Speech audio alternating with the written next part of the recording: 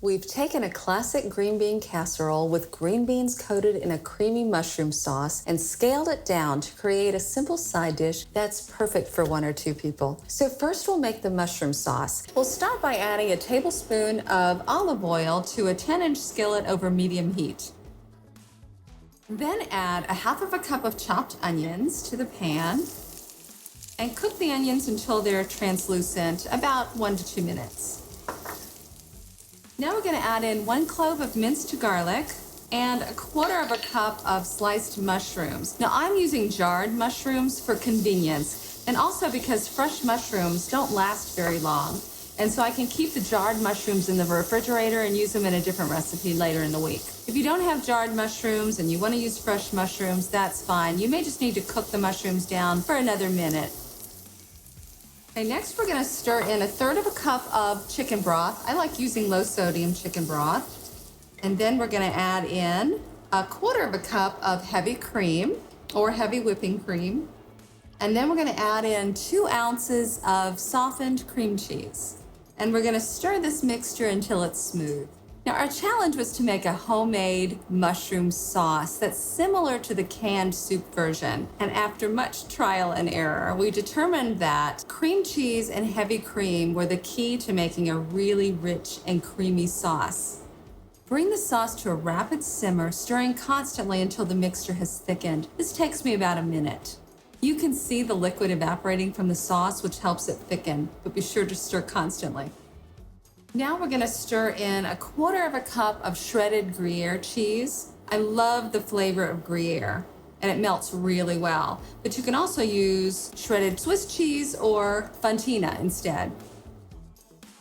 Now we're going to add in 1/4 teaspoon of Italian seasoning, 1/4 teaspoon of salt, and 1/8 teaspoon of black pepper. Now we're going to add in 2 cups of green beans, and I am using 10-ounce bag of steamable green beans for convenience. You can also use canned green beans that you've rinsed and drained, or fresh green beans, but if you use fresh green beans, be sure to cook them first before using them in this recipe. I'm going to stir it together and get all the beans coated in the sauce. So now we're going to transfer the green beans and the sauce into a small baking dish. I'm using a 4x6-inch baking dish. So like I mentioned, I'm using a 4x6-inch baking dish with a base area of 24 square inches. You can also use a 5x5-inch baking dish with a base area of 25 square inches, or you can use a 6x6-inch baking dish with a base area of 36 square inches. If you use a 6x6-inch dish, just know that the casserole will be thinner and it may cook faster. So you'll just need to keep a close eye on it in the oven. So now I'm gonna cover the casserole with a sheet of aluminum foil. And I like to use a rimmed baking sheet underneath my baking dishes just because I'm always worried that it's gonna spill over or anything like that. So this will catch any possible spills. Bake for 20 minutes in an oven that has been preheated to 350 degrees Fahrenheit. Take the casserole out of the oven and carefully remove the foil. And then we're gonna sprinkle on 1/4 cup of fried onions.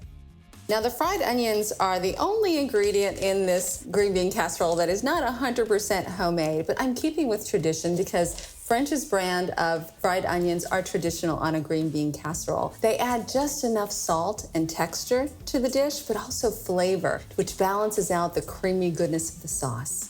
Now we're gonna stick this back in the oven for another 5 minutes to bake. So we've taken the casserole out of the oven and we're gonna let it rest for about 5 minutes before eating it. So good. The Gruyère cheese adds the perfect nutty flavor and so much better than a canned soup, all homemade. You'll have to try this. This is so good. So we're just gonna finish this bowl while we're on camera? We should probably turn the camera off.